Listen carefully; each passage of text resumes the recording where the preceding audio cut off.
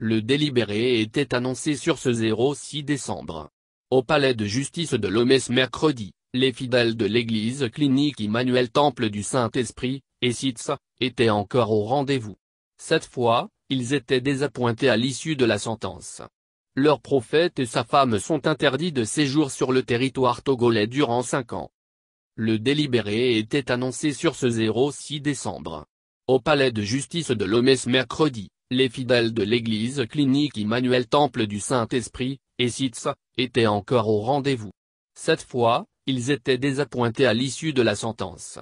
Leur prophète et sa femme sont interdits de séjour sur le territoire togolais durant 5 ans. Le tribunal les a condamnés chacun à 48 mois dont 7 assortis de sursis, a déclaré Medodji Apevon, l'un des conseils de l'homme, à la suite de l'audience. Même si l'avocat a précisé que les prévenus ont déjà purgé des mois depuis leur détention, c'est depuis 2014 que le pasteur Saturnin Muongonga et sa femme sont détenus à la prison civile de Lomé. Il a tenu à souligner le caractère inique du procès. Ils ont 41 mois de peine. Mais comme ils ont déjà pratiquement passé tout ce temps de détention puisque le mandat de dépôt est du 03 juillet, cela veut dire qu'ils ont déjà passé les 41 mois. Le tribunal s'est débrouillé pour couvrir le temps de détention. Mais seulement le tribunal a prononcé 5,05 ans d'interdiction de séjour au Togo. Pour le Conseil, cette condamnation se tramait depuis.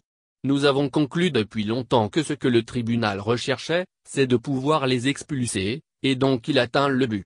C'est un dossier totalement vide, cousu de fil blanc puisque ceux qu'on poursuit pour complicité, sont condamnés à 48 mois et ceux qui sont les principaux auteurs sont condamnés à des peines plus légères. Il faut comprendre quelque chose dans ce procès.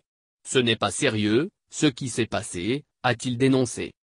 En effet, le verdict souffrirait de certaines incongruités. Les co-accusés, Madame Dorcatan Tanguy et Péké Ansi, toutes membres de l'ESITS contre lesquelles le tribunal a requis la charge de fausses déclarations à l'état civil, ont écopé respectivement des mois de peine moindre. Un procès politique ? Le sort du prophète Maranatha Machia serait scellé depuis. Beaucoup pensent que les démêlés avec la justice togolaise lui proviendraient d'un prêche. À les en croire, Saturnin Muongonga aurait prophétisé les situations socio-politiques que traverse le Togo actuellement. Cette prédication aurait déplu jusqu'au haut sommet de l'État.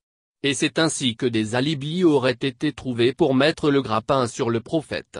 Et des éléments semblent concourir à accréditer la thèse de ceux qui pensent que c'est un procès politique. De 14 chefs d'accusation, le tribunal n'a retenu le mercredi 06 décembre dernier que celui de complicité pour fausses déclarations. Des accusations des plaignants n'ont pas convaincu le tribunal.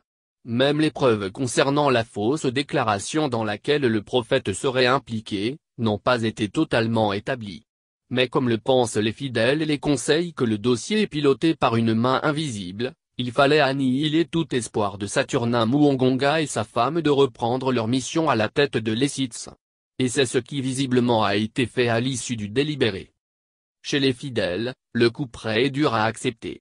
Désappointés, ils sont quand même résignés et se remettent à la justice divine.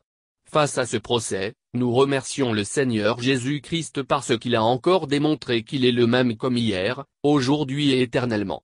Ce que nous venons de vivre à travers ce procès, on se dit que Dieu existe comme la Bible le stipule, parce que sans épreuve, nous ne pouvons pas témoigner de la gloire, de la grandeur et de la puissance de Dieu.